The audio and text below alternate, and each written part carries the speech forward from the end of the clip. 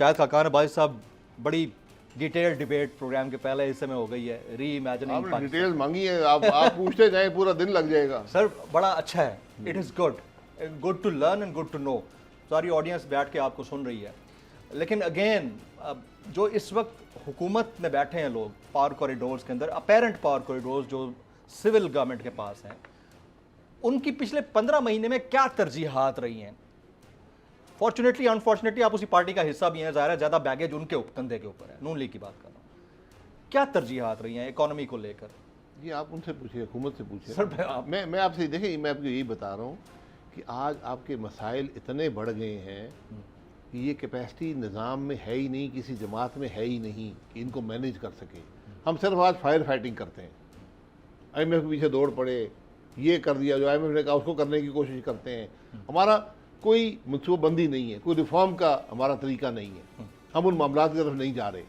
जब तक आप वो नहीं करेंगे आपको मुस्तकिल हल नहीं मिलेगा। जा नहीं रहे या जाने नहीं दिया जा रहा? कौन रोकता है?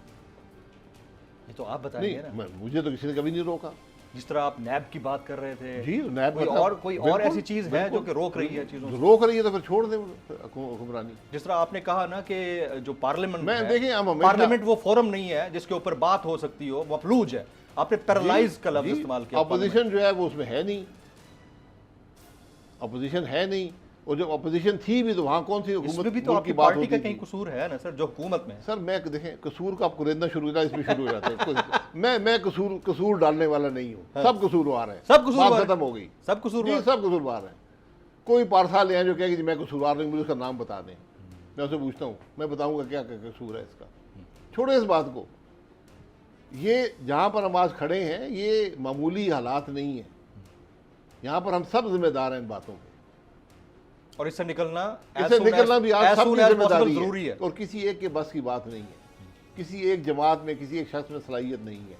आप शहबाज शरीफ साहब को मुल्क का वज़ीर आज़म मानते हैं? जी बिल्कुल, मेरे वज़ीर आज़म है, मेरे वोट से बने। शहबाज शरीफ साहब को पार्टी के सदर हैं, मानते हैं? अच्छा, और मरीम नवाज शरीफ साहिबा आपकी नेक्स्ट लीडर हैं? आपके सीनियर नायब सदर हैं जमात की, सीनियर नायब सदर हैं, लेकिन आप उनको लीडर मानते हैं? मेरे लीडर नवाज शरीफ साहब। नवाज शरीफ साहब जी मेरे लीडर देखें, ये लीडर मानने या ना मानने की बात नहीं होती। लीडरशिप अर्न की जाती है, ओहदे से नहीं आती। आपको लगता है कि मरीम बीबी ने अर्न नहीं की लीडरशिप? मुझे 35 साल हो गए सर। मरीम बीबी चंद साल पहले सियासत में आई हैं। At least you have that guts कि आपने ये बात की है। मेरे लीडर नहीं, इसमें गट्स नहीं चाहिए, ये हकीकत है सर। मेरे लीडर नवाज शरीफ साहब हैं,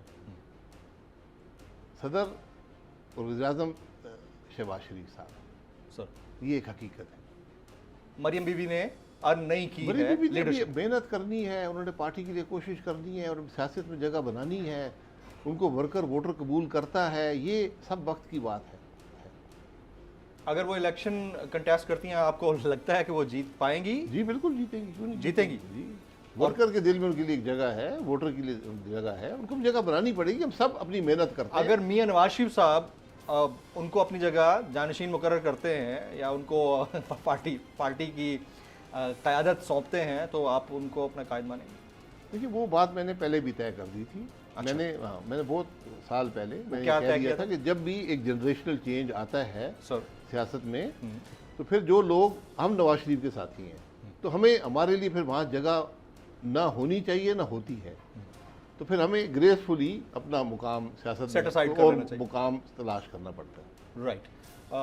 आप गए लंदन, मियां साहब काफ़ी टाइम हो गया वैसे क्योंकि आप काफ़ी अर्से बाद मेरे शो पे आ रहे हैं, तो आपकी इस बात के ऊपर कोई डिस्कशन हुई कि मरियम बीबी को सीनियर नायब सदर बना दिया? नहीं, इसमें कोई डिस्कशन नहीं है, ये उनका फैसला है, ये फैसला जमात कबूल करती है।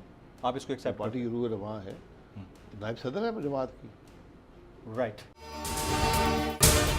अगर आपको ये वीडियो पसंद आई हो तो सब्सक्राइब कीजिए और बेल आइकन जरूर हिट कीजिएगा। पाकिस्तान की आईटी इंडस्ट्री जो है वो पाकिस्तान की एक्सपोर्ट में एडिशनल इजाफा कर सकती है अगले 3 सालों के अंदर, क्योंकि आईटी और बाकी जो 3 सेक्टर्स हैं, उन 3 सेक्टरों में आईटी में फ़र्क है। वो ये है कि ये शॉर्ट टर्म में आपको गेन दे सकती है, जो पाकिस्तान की नीड है इस वक्त। आईटी को तो पहले भी, इससे पहले वाली हुकूमतें और इससे पहले भी लोग डिफाइन करते आए कि जी यार आईटी से बहुत चेंज आ जाएगा। क्या वो इम्पैक्ट हुआ आईटी इंडस्ट्री के ऊपर जो हम समझते थे और चाहते थे? पाकिस्तान की आईटी एक्सपोर्ट्स इतनी हो जाएंगी कि पाकिस्तान के सारे मसले मसाइल खत्म हो जाएंगे, वो तो नहीं हुआ। आपकी जो पॉलिसीज हैं वो कॉन्फ्लिक्ट हो रहा है। क्या हमने ऐसी पॉलिसीज रखी हुई है कि गूगल मजबूर हो यहाँ पे ऑफिस खोलने में? पॉलिसीज के तहत करना होगा। वो 2 से 3 महीने 4 महीने में खुद ब खुद ऑफिस स्टार्ट करेंगे। जो आपके मुल्क का आईटी का एंटरप्रेन्योर है, $100 मिलियन तो वो बाहरी अकाउंट रोक लेता है। आप उसको मोटिवेट करके उसको फिर फोकस करें, उस पर इंसेंटिव करें, वो आपको 100 आएगा तो आपका 5 टाइम्स इंक्रीज हो जाएगी फौरन। टेक्सटाइल में हम क्या करते हैं, हम उठाते हैं बाहर के किसी ब्रांड के लिए टी शर्ट यहाँ बनाते हैं, उसको दे देते हैं। लेकिन अब आईटी के बाद अगर आप अपना ब्रांड बना के लोगो वहाँ पे बेचेंगे, चाहे B2B बेचें चाहे B2C बेचें, पॉसिबल है। पाकिस्तान की जो एक्सपोर्ट में ये $30 अरब से ज्यादा का इजाफा इससे हो जाना खाली यार। गवर्नमेंट के फंडों से इदारे बनाकर और उनके थ्रू कोई रेवोल्यूशन आ जाएगा, सवाल ही नहीं है। तो आपने इंतखाब सही कर लिया है, अब आगे चीज सही करनी है, बस आप सही डायरेक्शन में सही चीज होगी इंशाल्लाह। मैं समझता हूँ $50 अरब तक की आईटी एक्सपोर्ट में कंट्रीब्यूट कर सकता है पाकिस्तान। सब्सक्राइब करें और बेल दबाएं ताकि कोई खबर रह न जाए।